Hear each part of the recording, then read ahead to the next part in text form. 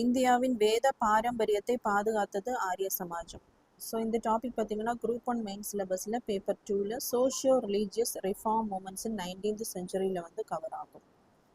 So அந்த 19ஆம் நூற்றாண்டில் வாழ்ந்த ஒரு சமூக சீர்திருத்தவாதி தான் தயானந்த சரஸ்வதி அவர்கள். ஸோ இவர் ஆரிய சமாஜம் அப்படின்ற அமைப்பை 1975ஆம் ஆண்டு வந்து தொடங்கி வைத்திருப்பார். ஸோ இவர் பார்த்தீங்க அப்படின்னா அந்த மேற்கு கங்கை சமவெளியில் அலைந்து கொண்டிருந்த ஒரு துறவி. அதன் பின்னாடி அவருடைய கருத்துக்களை போதிப்பதற்காக பஞ்சாப்ல தங்கியிருந்து இந்த ஆரிய சமாஜம் அப்படிங்கிற இயக்கத்தை வந்து தோற்றுவித்திருப்பார். ஸோ இவருடைய நூல் பார்த்தீங்க அப்படின்னா சத்யார்த்த பிரகாஷ். ஸோ அனைவராலும் இது படிக்கப்பட்டிருக்கும். ஸோ இது வந்து ஹிந்தி லாங்குவேஜில் தான் இதை எழுதியிருப்பாரு. ஸோ அந்த 19ஆம் நூற்றாண்டில் பிரிட்டிஷ் இங்கே வந்ததுக்கப்புறம் 2 விதமான மூமெண்ட்ஸ் வந்து நடந்திருக்கும். என்ன அப்படின்னா, ஒன்று வந்து ரிஃபார்ம் மூமெண்ட்ஸ், இன்னொன்று வந்து ரிவைவலிஸ்ட் மூமெண்ட்ஸ். ரிஃபார்ம்னு சொல்லும்போது நமக்கு இருக்கக்கூடிய அந்த மதங்கள்ல இருக்கக்கூடிய அந்த சடங்குகளில் வந்து மாற்றம் கொண்டு வர வேண்டும் அப்படி சொல்லக்கூடியது தான் ரிஃபார்ம் மூமெண்ட். ஸோ ரிவைவலிஸ்ட்னு சொல்லும்போது வேண்டாம், மதங்கள்ல வந்து ஏதோ மாற்றம் கொண்டு வர வேண்டாம், இருக்கிற மதத்தை நம்ம புதுப்பிக்க வேண்டும், புத்துணர்ச்சியாக கொண்டு வர வேண்டும் அப்படின்னு சொல்லக்கூடியது தான் இந்த ரிவைவலிசம்.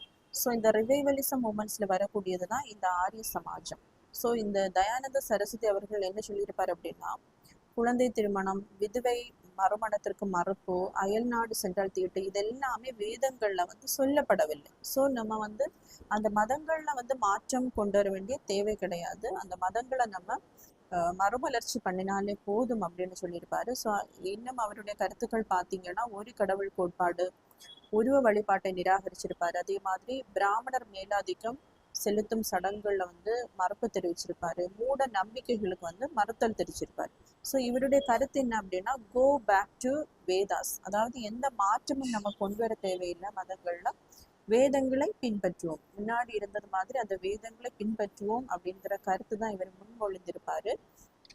அதே மாதிரி அந்த 19th செஞ்சுரியில பிரிட்டிஷ் இங்கே வந்ததுக்கு அப்புறம் கிறிஸ்டியானிட்டி அதிக அளவில் வந்து பரவி இருக்கும். அதை வந்து மக்கள் ஹிந்துவில இருந்து கிறிஸ்டியானிட்டி கன்வெர்ட் ஆகுறத இவர் வந்து தடுத்திருப்பாரு. அது மட்டும் இல்லாமல் ஹிந்துவில இருந்து முஸ்லீம் கிறிஸ்டினா கன்வெர்ட் ஆனவங்களை வந்து மறுபடியும் ஹிந்து ரிலீஜியன் சேர்ப்பதற்காக சுத்தி மூமெண்ட் அப்படிங்கிற ஒரு மூமெண்ட்டை வந்து இவர் ஸ்டார்ட் பண்ணியிருப்பாரு.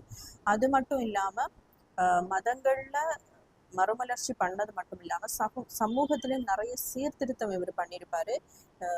எஜுகேஷனை, அதாவது அந்த எஜுகேஷனை வந்து நிறைய இடத்துல வந்து பரப்பணும் அப்படிங்கிறதுக்காக தயானந்தா ஆங்கிலோ வேதிக் ஸ்கூல்ஸ் மற்றும் காலேஜஸ் என்ன பண்ணியிருப்பாருன்னா ஸ்டார்ட் பண்ணியிருப்பாரு.